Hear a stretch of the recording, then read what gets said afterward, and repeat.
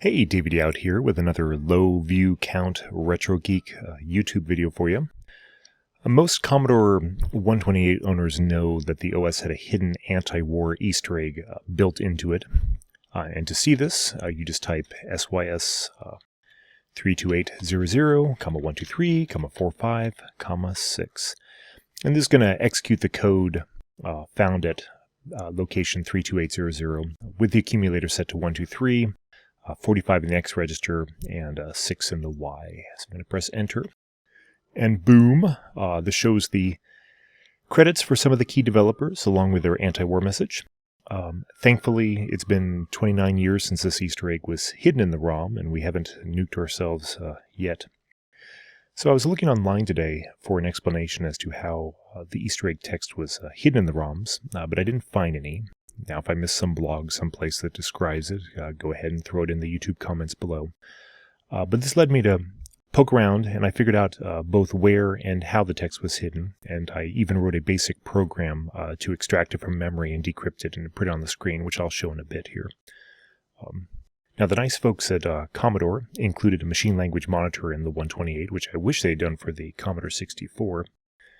And to see that, hold on. I'm going to type in monitor.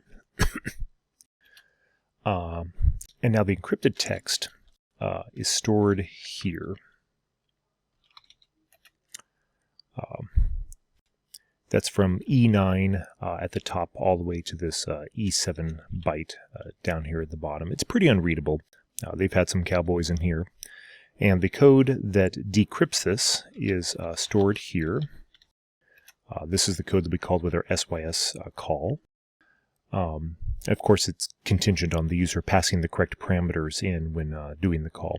So let's take a look at how this works. I'm going to move up here to the first line. And what this does first is it's going to take that input number 123 that we typed in, that the user passed into the accumulator. It's going to put into memory location a hex 70. That's going to stay there as a constant throughout this program. It's going to be a constant XOR, exclusive OR, mask that will be used in the decryption loop. And then the number 6 that was passed in with the Y register, it gets 5 subtracted from it, and it gets shoved into the next memory location, hex 71. This value is going to get updated in the decryption loop. It's going to be used as a changing XOR mask. This next line is where the loop begins. And again, with memory location 70 and 71, they're just being used here as available RAM. I know they have functions with the Commodore 128 system calls, but none of that's important here. So the main loop begins on this line. And what we do is we go and get our variable XOR mask from memory location 71. As you remember, that's the number 1 right now on the first iteration. Then we're going to do an exclusive OR with it. The X register started with the value of 45 that was passed in, so it's 45 plus that base address is going to give us a new address of EA64 in hex. That's the very first byte of the cipher text, which is, if you look at that address, is E9 or 233. And after we do this XOR with the number 1, it's down to 232. So on the next line, we have an XOR, again, with our value in the accumulator with the constant mask of 123. This yields the number 147, and that's our very first decrypted byte. Now in ASCII, or I should say in PETSCII, that 147 is the clear screen control character. And you remember when we did the Easter egg, the very first thing that was done was the screen was cleared. This next line is a branch on 0 command. This will only kick in if that last XOR was a 0, and that will only happen if the last character of the Easter egg text has been processed, because it terminates with a 0 once decrypted. That means it's done decrypting. Now, there's a perfectly good return from subroutine they could have used right here to be done with it, but they decided, the programmers, to branch to a return from subroutine that's found at the end of the basic ROM that implements the val command that's further down in memory, not shown here. Just to be weird.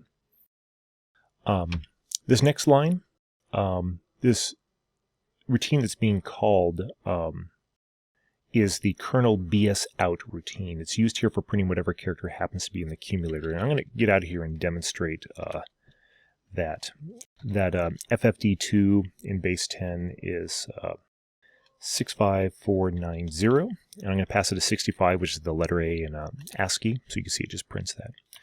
Now, let's do this again with the number 147. That was our very first decrypted character, which it said was to clear the screen, so it's going to clear the screen. So it's just making that system call to do that. Okay, let's get back to our machine language monitor here.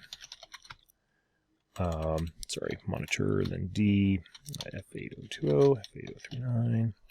Okay, back to our code. So now that we printed the first decrypted character, we're going to increment the value in memory location 71. That was our variable XOR mask. We add 1 to it. And then we add 1 to the X register, which is our read offset, so that on the next loop we're going to return the next character to be decrypted. Finally, we branch here back to the start, back to 8028 to continue the decrypt process. We never really drop down to this return from subroutine here. That's because when you're invoking the Easter egg correctly, the X register, when incremented, would have to actually wrap around to 0 for this branch to activate, not activate.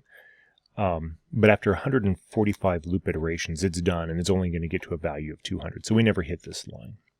Okay, so this loop continues. On the next iteration, you're going to get a mixed case text code to get it to that mixed lowercase uppercase. Then the next one, you're going to get a text reverse on code, then spaces, then brought to you by, and so forth. So that's how that works. Let's leave the monitor.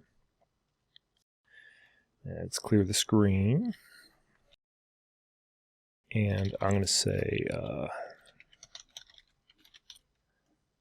load decryption.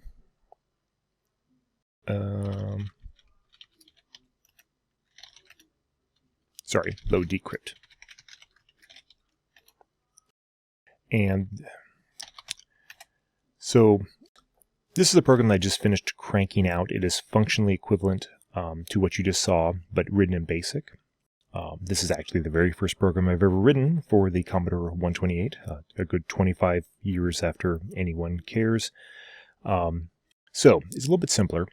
Line 20 is going to iterate over the ciphertext. It's using a fixed loop because I know how many characters there are. It's not going to a terminating character. And by getting rid of the read offset of 45 that the user passed in, that I index can be used for both the varying XOR mask and for the ciphertext read offset, which simplifies things. Now, BASIC doesn't come with any kind of XOR, so this line 1010 here handles that in a very interview question kind of way. So now we're going to run it. And it's going into memory and doing the decryptions. This is as fast as the 128 can do this processing. And voila! Thanks for watching.